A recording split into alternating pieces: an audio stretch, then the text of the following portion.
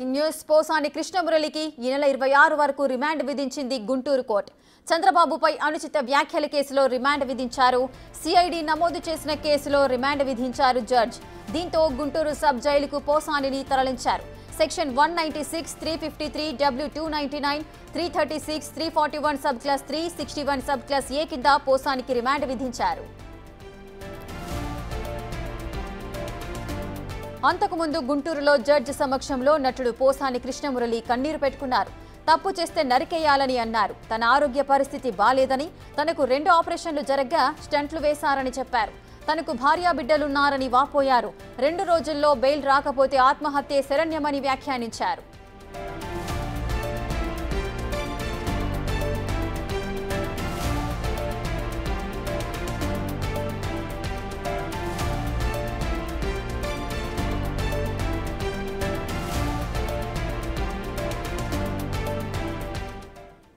మరింత సమాచారం ప్రతినిధి సాయి శంకర్ అందిస్తారు.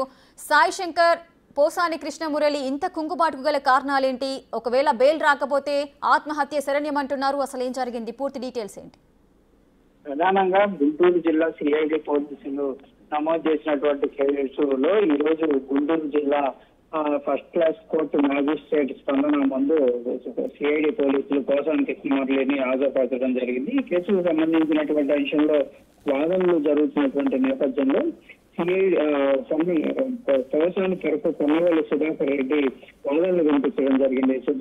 పొన్నవల్లి సుధాకర్ రెడ్డి వాదనలు వినిపిస్తున్నటువంటి సమయంలో పోసాని కృష్ణమురళి కొంత అక్కడ జడ్జి ముందు కూడా తాను రకంగా తనకు సంబంధించినటువంటి కేసులకు సంబంధించినటువంటి అంశాలు తీవ్రమైనటువంటి ఇబ్బందులు పెడుతున్నారంటూ కూడా ఆవేదన వ్యక్తం చేయడం జరిగింది.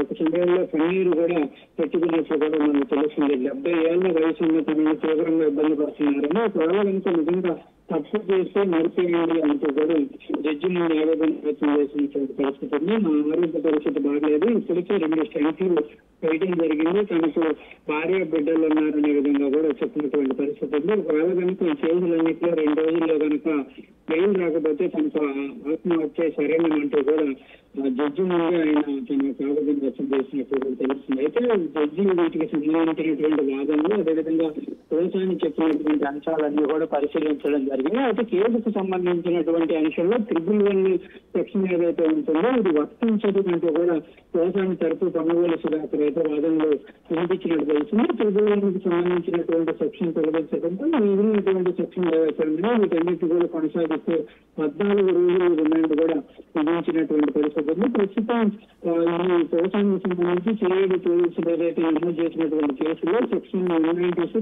353, 298, 336, 374 సంవత్సరం 61A కింద కూడా పోసాని కృష్ణమురళిని రిమాండ్ చేశారు. 14 రోజులు రిమాండ్ విధించడంతో గుంటూరు జిల్లా జైలుకు తరలించడం జరిగింది. అయితే ఇప్పటికే ఈ కేసుకు సంబంధించి ఈ సెక్షన్లన్నీ కూడా బెయిల్ సెక్షన్లు అవుతుంటే బెయిల్ కూడా మూవ్ చేసినట్టు కూడా పొన్నవల్లి సుధాకర్ తెలపడం జరిగింది. రేపు దీనికి సంబంధించి గుంటూరు జిల్లా కోర్టులో వాదనలు అయితే జరిగే అవకాశాలు ఉన్నాయి. బెయిల్ ఇస్తారో లేకపోతే బెయిల్ తిరస్కరించే అవకాశం ఉంది అనేది రేపు తెలిసేటటువంటి అవకాశాలు కనిపిస్తుంది.